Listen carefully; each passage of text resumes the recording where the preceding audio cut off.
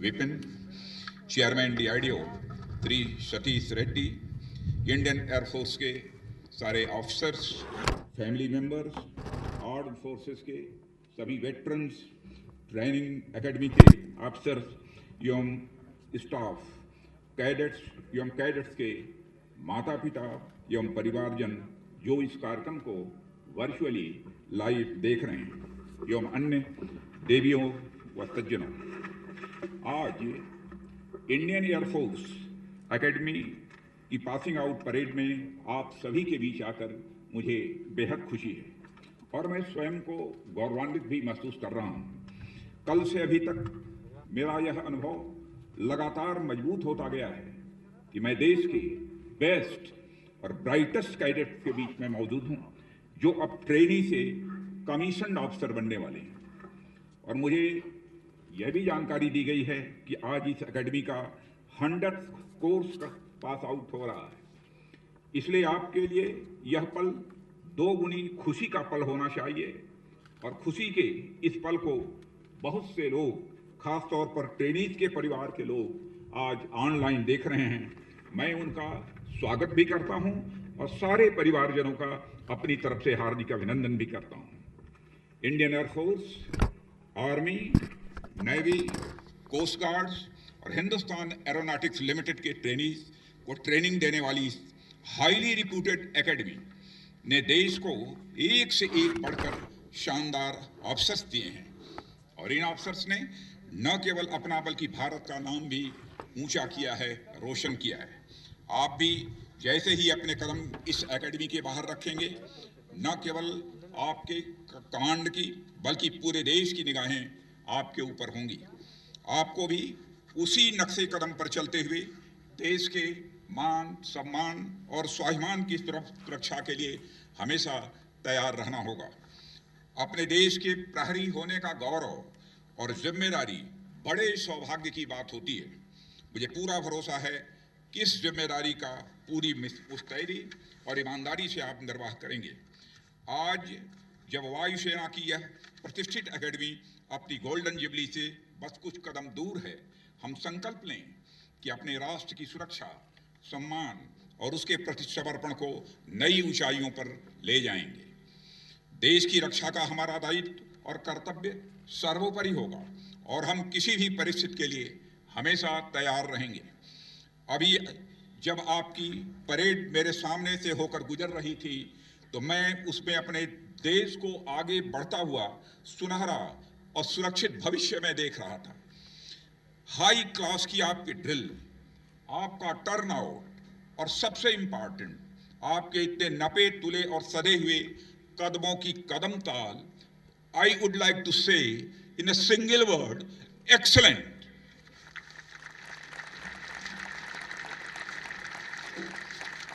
कदम से कदम और कंधे से कंधा मिलाकर चलने की आपकी यह क्षमता ही किसी बड़े लक्ष्य को प्राप्त करने में सहायक होगी। यही क्षमता तो हमारी आर्म्ड फोर्सेस को मजबूत बनाती है।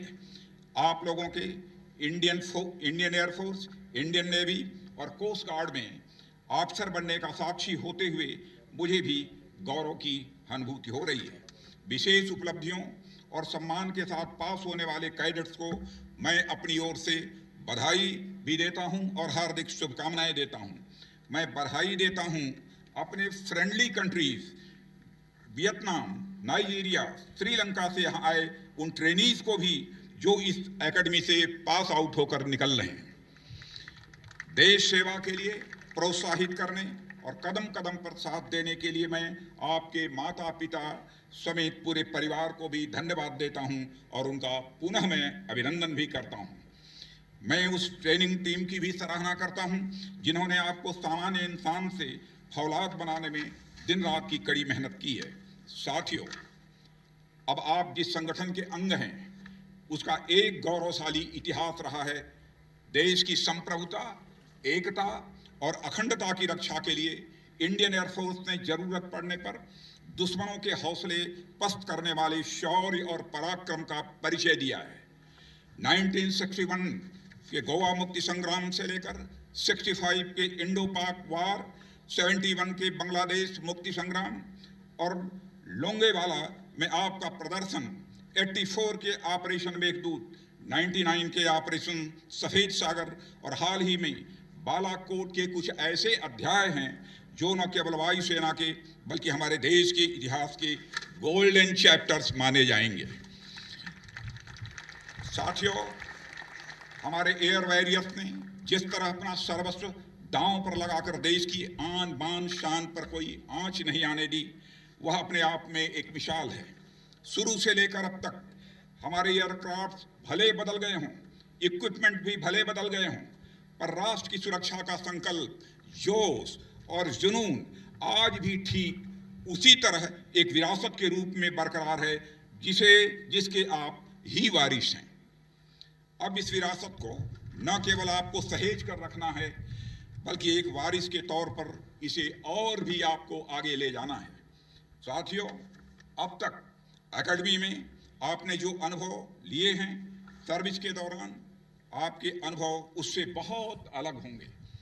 हमें उनके लिए न केवल वर्तमान बल्कि भविष्य की दृष्टि से भी तैयार रहना होगा। नॉर्दर्न सेक्टर में हाल ही में हुए इंडो चाइना स्टैंड ऑफ से भी आप अच्छी तरह परिचित हैं। कोविड जैसे संकट के समय में चीन का यह रवैया उस देश की नीयत को दर्शाता है। हालांकि हमने यह दिखा दिया है कि अब यह हमारा भारत कोई कमजोर भारत नहीं रहा है, यह एक नया भारत है जो किसी भी तरह के ट्रांसग्रेशन, एग्रेशन या सीमाओं पर किसी तरह के यूनिलैटरल एक्शन का माकूल और मुकम्मल जवाब देने की कुव्वत रखता है। हमारे द्वारा उठाए गए कदमों की प्रशंसा और समर्थन कई बड़े देशों द्वारा भी हुई है। आप सब भी इससे अवगत होंगे। हम किसी भी विवाद का समाधान शांतिपूर्ण और बातचीत के जरिए ही निकालने में विश्वास रखते हैं। दोनों देशों के बीच मिलिट्री और डिप्लोमेटिक चैनल्स के जरिए बातचीत हो रही है। मैं आज के इस अवसर पर फिर से कहना चाहूँगा कि हम संघर्ष नहीं बल्कि हम शांति चाहते हैं, मगर देश के स्वाभिमान पर किसी तरह की चोट हम बर्दाश्त नहीं करेंगे। हम किसी भी स्थिति का मुकाबला करने के लिए पूरी तरह से तैयार हैं। इसी तरह वेस्टर्न सेक्टर में पाकिस्तान से लगती सीमाओं पर आए दिन हमारा पड़ोसी कुछ न कुछ नापाक हरकतें करता रहता है। एक नहीं बल्कि 4 युद्धों में मात खाने के बाद भी हमारा पड़ोसी अब पाकिस्तान आतंकवाद के जरिए एक प्रॉक्सी वार लड़ रहा है। आतंकवाद की चुनौती के खिलाफ हमारी सेना, सुरक्षा बल और पुलिस पूरी मुस्तैदी के साथ मुकाबला कर रहे हैं। मैं उनका भी अभिनंदन करना चाहता हूं। अब तो भारत आतंकवादियों के खिलाफ देश के भीतर ही नहीं बल्कि सीमा पर ही, सीमा पार जाकर भी प्रभावी कार्रवाई कर रहा है। बालाकोट में इंडियन एयरफोर्स ने आतंकवाद के खिलाफ प्रभावी कार्रवाई करके सारी दुनिया को भारतीय सेना की ताकत और आतंक के खिलाफ उसके मजबूत इरादों से परिचित करा दिया है। साथियों, अब युद्ध के तरीके लगातार बदल रहे हैं और हमें उसी के हिसाब से खुद को ढालना आवश्यक होगा। साथ ही इन चुनौतियों का दायरा भी बहुत व्यापक हुआ है। आज देश के सामने चुनौती केवल सरहदों या समंदर के रास्ते ही नहीं बल्कि स्पेस और साइबर स्पेस के रास्ते भी आ सकती है। और मैं मानता हूं कि आने वाले दिनों में डिफेंस केवल जल, थल, वायु की रक्षा तक ही सीमित नहीं रहेगा। यह एक ऐसा डायनेमिक चैलेंज होगा जिसके लिए हमें आने वाले दिनों में खुद को तैयार करना होगा। इसलिए अपने आप को लगातार अपडेट रखना आज के समय की जरूरत है। आने वाले संघर्षों में और बेहतर करने के लिए आपके अंदर एक सोल्जर ही नहीं, एक स्कॉलर का भी होना यह जरूरी है। इसलिए आप सभी टेक्नोलॉजी और मिलिट्री स्ट्रेटजी की अपनी नॉलेज को अपडेट करते रहें। आर्टिफिशियल इंटेलिजेंस पर भी आपकी पूरी तरह से महारत होनी चाहिए। मेरा सुझाव है कि आप इतिहास से सीखें, वर्तमान में जानें और भविष्य की आप तैयारी करें। साथियों, हमारी आर्म्ड फोर्सेज की सेवा का दायरा केवल युद्ध तक ही सीमित नहीं है। हमारी वायुसेना ने राष्ट्रीय, अंतर्राष्ट्रीय स्तर पर अनेक ऐसी जिम्मेदारियां निभाई हैं जो हमारी रक्षा तैयारियों को सुनिश्चित करने के लिए बेहद महत्वपूर्ण है। वह चाहे पीस ऑपरेशन हो, ह्यूमैनिटेरियन एड हो तथा आपदा राहत कार्य हो, इंडियन एयरफोर्स की उसमें बहुत ही महत्वपूर्ण भूमिका रही है। इंडियन एयरफोर्स आज देश में फोर्स मल्टीप्लायर के साथ साथ सप्लाई लाइंस की मजबूती के लिए भी काम कर रही है। आज लद्दाख में मौजूद हमारी सेनाएं जरूरी हथियारों, इक्विपमेंट, कपड़े और राशन से लैस हैं, तो उसमें इंडियन फोर्स का पूरा कंट्रीब्यूशन है, यह मैं दो टूक शब्दों में कहना चाहूंगा। सुदूर क्षेत्रों में हमारा सैनिक पूरे जोश के साथ तैनात है, तो उसके पीछे यह आत्मविश्वास है कि किन्हीं भी कठिन परिस्थितियों में इंडियन एयरफोर्स हमारे साथ खड़ी होगी।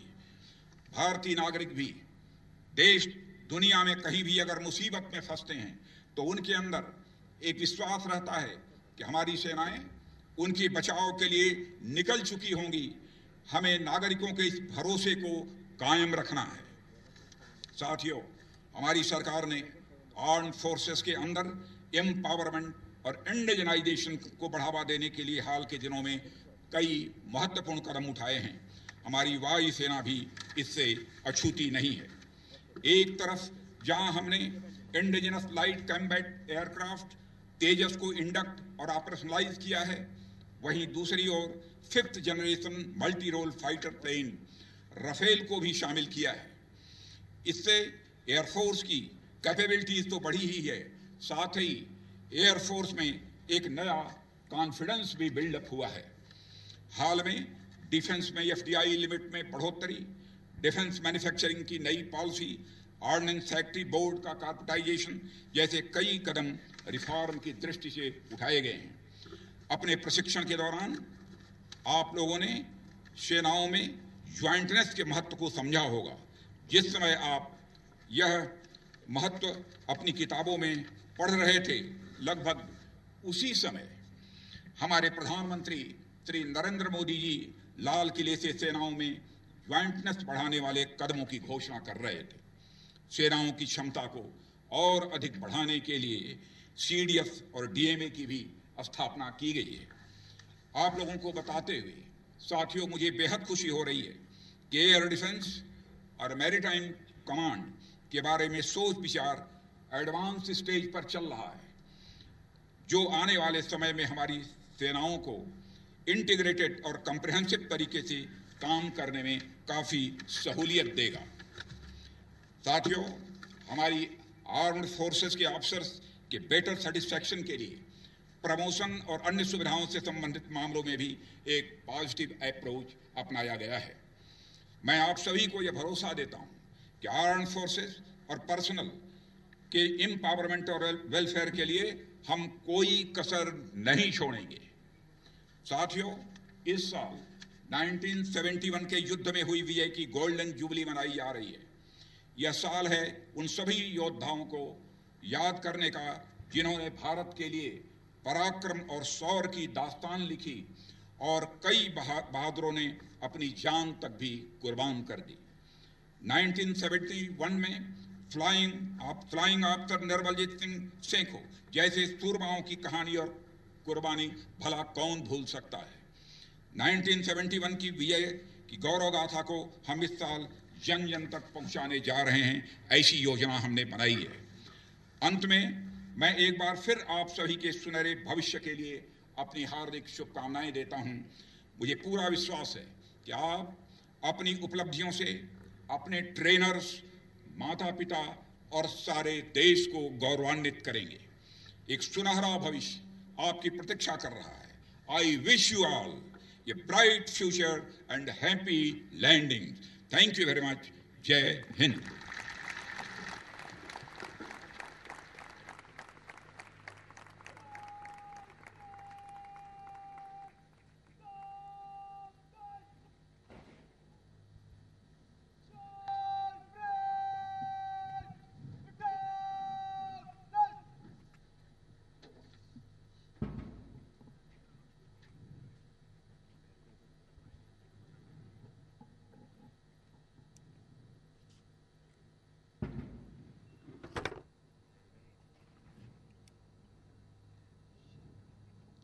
Ladies and gentlemen, the band will now play the national anthem. You are requested to rise and sing along.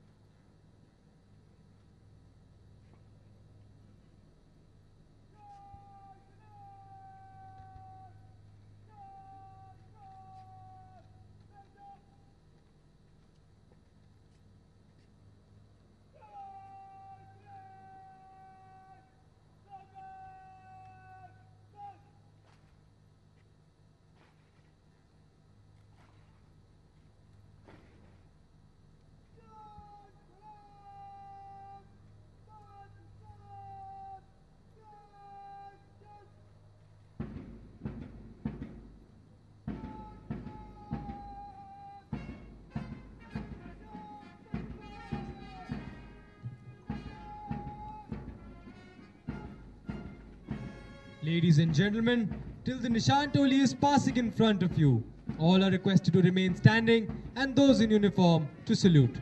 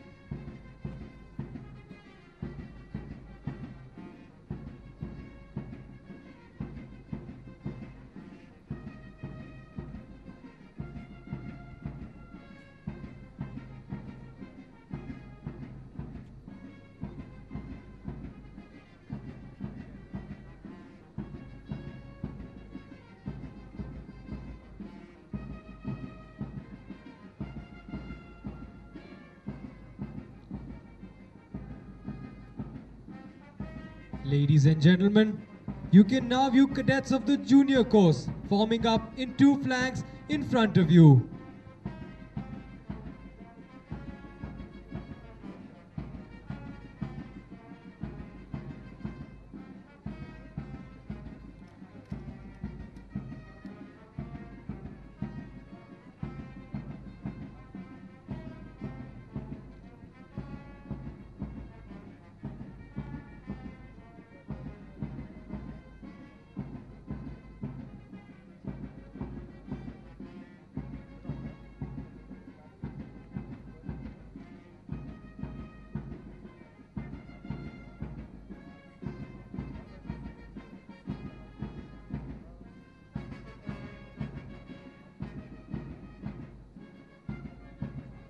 The newly commissioned officers are taking their positions at the rear, waiting to step into their new world.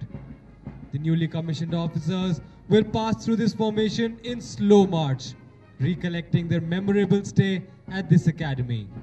Each step signifies their transformation into bold and responsible officers of the Indian Air Force, ready to serve the nation.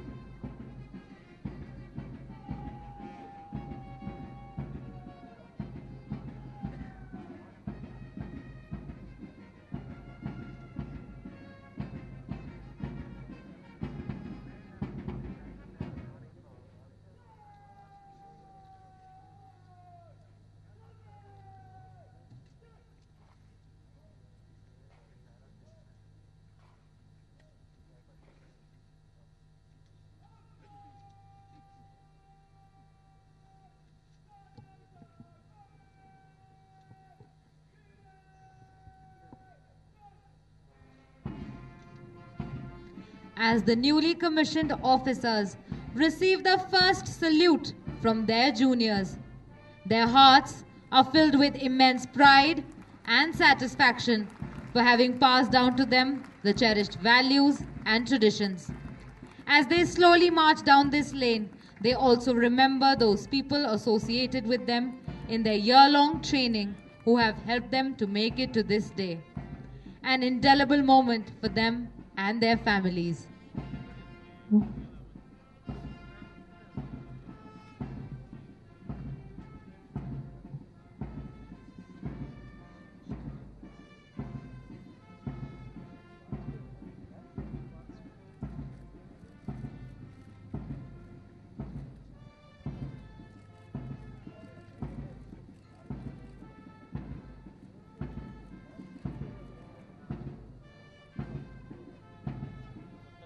Ladies and gentlemen, as the first rank of newly commissioned officers approach the dais, may I direct your attention to the 3 Kiran aircraft formation led by Wing Commander Akhilesh Singh, approaching from straight ahead.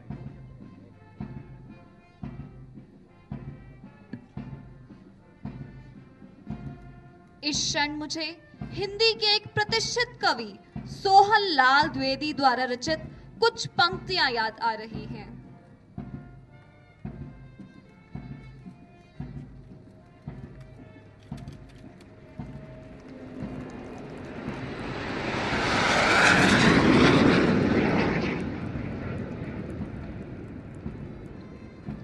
न हाथ एक शस्त्र हो, न हाथ एक अस्त्र हो, न अन्न वीर वस्त्र हो, हटो नहीं, डरो नहीं, बढ़े चलो, बढ़े चलो।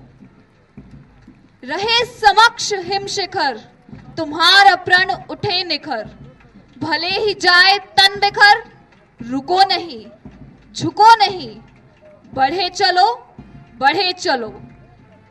चलो नई मिसाल हो, जलो नई मशाल हो, बढ़ो नया कमाल हो, झुको नहीं, रुको नहीं, बढ़े चलो, बढ़े चलो। ये पंक्तियां संदेश हैं इन नवोदित अधिकारियों को। आज की ये शहर इन पंछियों की नई उड़ान बनकर आई है। भारत माता के ये वीर सपूत अपने लक्ष्य की ओर निकल पड़े हैं और ये कहते हैं, जिंदगी की उड़ान अभी बाकी है, जिंदगी के कई इम्तिहान अभी बाकी हैं। अभी तो नापी है मुट्ठी भर जमी हमने, अभी तो सारा आसमां बाकी है, अभी तो सारा आसमां बाकी है।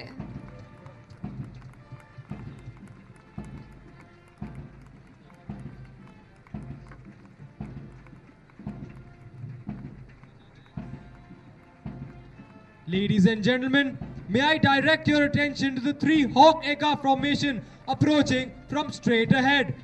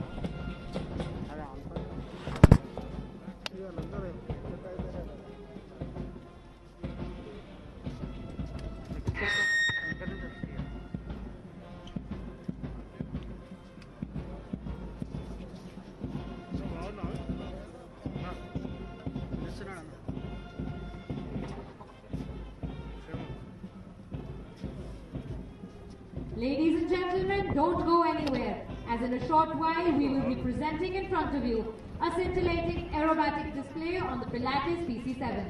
Ladies and gentlemen, we now introduce to you the Pilatus PC-7 Mark II aircraft.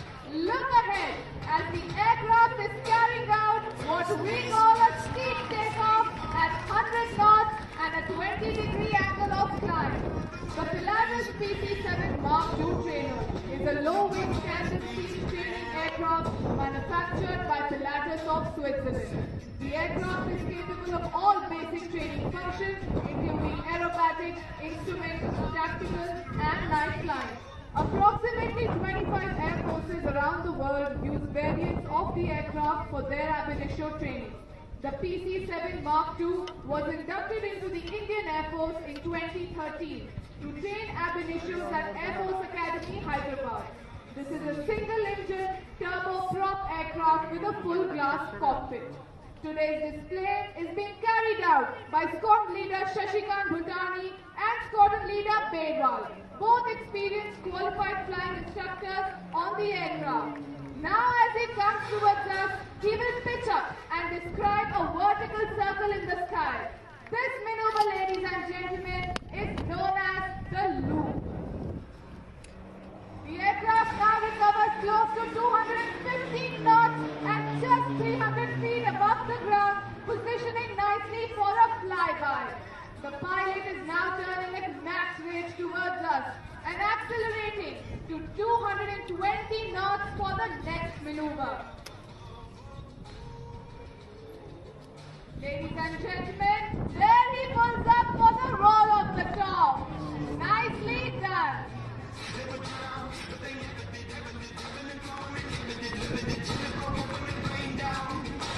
He now repositions himself for a hard turn. Look ahead and see him executing a hard turn of 360 degrees with a gravitational force of up to 4G. Hard to do on a driving test, much harder by flying with no margin for error. Qualified flying instructors constantly train ab initio cadets to gain confidence in handling the aircraft and carry out complex maneuver by the time they pass out of the academy. As he repositions, I would like to tell you that after the induction of the PC-7 Mark II, more than 1,500 cadets have passed out from the portals of this famous academy. Ladies and gentlemen, now shift your gaze to the extreme right. You can see the aircraft coming in straight to carry out a knife edge. As the name suggests, the aircraft will cut through the air like a knife.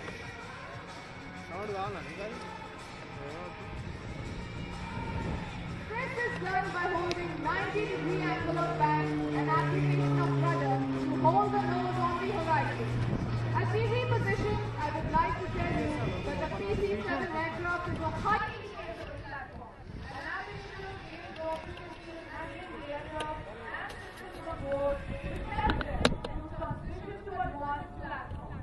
Ladies and gentlemen, now everybody from the left, let's see what he does next.